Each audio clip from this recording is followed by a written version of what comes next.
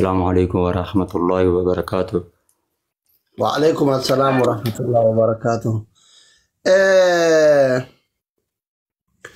Kaleessa viidiyoo ma tokko ciccitee deemu agarree yeroo sanittillee online irran turre akka na barbaadaa turtanillee dhaga'ee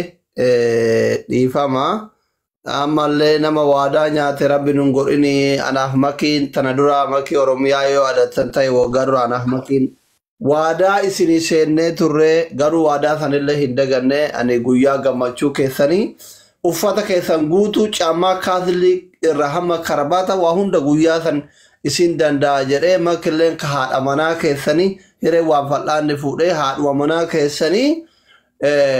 isinii danda'a jettee veeloo maal waa hunda game kappi mbautu waa hunda danda'a jettee waadaa seennee turre. Kaleessa viidiyoo keessan ciccitee deemu agarre waadaan sun akka galma gayaa hin jirre karoorri tarabbii malee tanamaan taatu waan sun akka xiqqashoo mufii wayii godhatte viidiyoo ciccitee deemu agarre maaltu mudate isiniif haadha manaa keessa moo piraankidha moo dhuguma viidiyoon kale noo agarre dhuguma walloltan.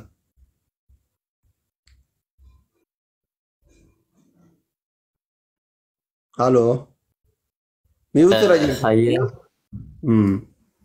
Galatooma hundi keessan isinin jechuu barbaadeeti. Haa ta'u jaalala tana keessatti beektaa waa hedduudhaan nama mudata an silaa akka gaafa isin silaa guyyaa tokko nu yaadattanii gaafa isiniif maayikiin sagantaa isin qabna jettaniitiin silaa gaafa san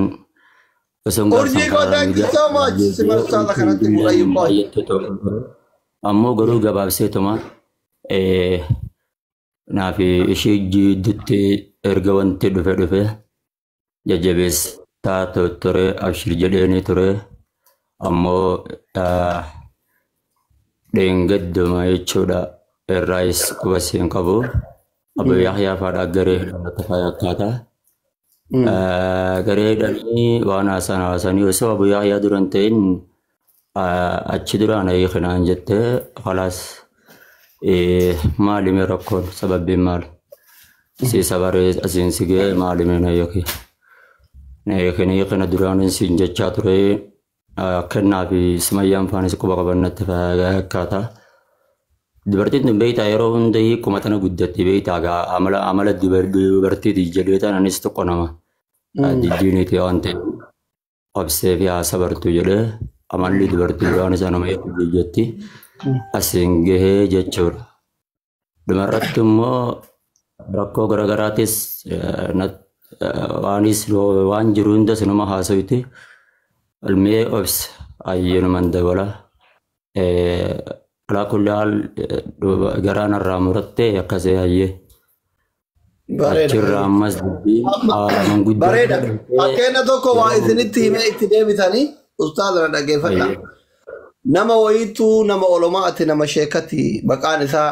sheettaayuu jedhanii rabbi isaa haa araara Muhammad yookaan amrii ta'ee nama sheekati anaan jihaa tokko karaa kenna sani karaa arsii bahaa kana nama sheekati waliin galaa turre Yaman karatti isinii galee ani isinin sobulaa hin qoosa malee akka ani hin sobne hin beeytanii miisin. Jaalallee isin haarawwan baane warri akka gandaattillee attaak isin godhuu barbaadu nama sheekaa wayiitu tana dura bara 2010 natti fakkaata yeroo san 2019 waan akkasii keessa gizee Alii Abdallaa Saalaa jiru san Yaman kanatti maqaan isaa Sheettaayyuu ijoollee Yaman Su'uudii jiran hin beekanii sanaa warri jiran nama sheeka guddaa qaraatima biyyaa bahee osoma qaraatii kana deemu aalima guddaadha Yaman dhaqee Yaman waggaa 7 taa'e isheen kun dhagaa jirtanii waggaa 7 taa'u kana nu ollaa gala ijoolleen hundi jaartii qabanii inni dubartii tan harkan fuudhu ija keessa laalu dalagaa ofiitirraa gara mana gizee mana irraa ba'e kara masjiidaa in azaanaa mu'azzina in salaachisa achuma darsii qaraasisaa olee gaafa san iimoon markazni akkatti ijoollee qaraasan kun illee jiru achumatti ijoollee arabaa tana faa qaqqaraasisaa gaafa kaanii namni kun hin fuudha jedhee amma fuudha ga'e xiqqoo rifeensi kunillee achi deemee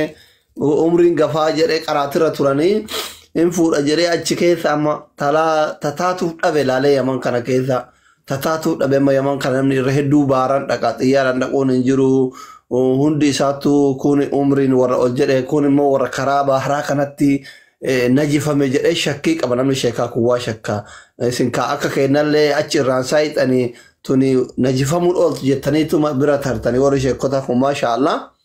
amma waan kana shakkee ka'ee mucaawa hiriyyaa kennaa biraattu ijoollee qabaa lolli ka'aa jira yaman kana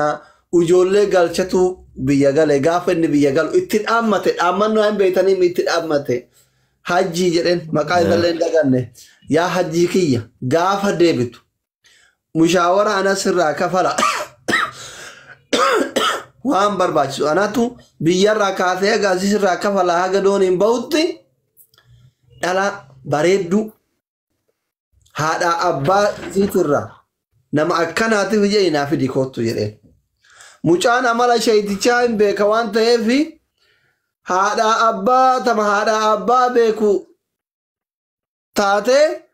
ta Finfinnee kana turte fidee dhufe gurbaan mucattiin magaalaa dhiifama isin birattillee waan badaa jedhee dabbaan akkuma ijoollee zabanaa kana maashaallah wallahi dhuguma sobaa miti funyaan kunillee ura adaamaa turte adaamaa turte halkan edhaa isiin mana diiskoo bulti fidee dhufe intala ka warra biyya alaa caalaa ibidda kana ibsaati jedhanii afaan amaaratiin fidee dhufe namichi amma shayitichi kun mushaawara isirraa hin kafale mucaa fidurraa hin kafale obboleettii mucaatirraa hin kafale doonii nama sadiirraa kafale abdulqawiin qabate abdulqawiin qabate jara sadiinirraa kafalee baasee ramadaana keessaa yaman sanaa dhufanii gizee nu bira ga'uu ka'an baabul yamanitti gizee irraa bu'an akka kunoo bakka konkolaataa irraa bu'an kana baabul yaman jedhanii warri sanaa ture hin beekaa gizee achi konkolaataa irraa bu'an jawaazata afoo gizee gayan ammallee qabaman jawaazatittillee hidhamanii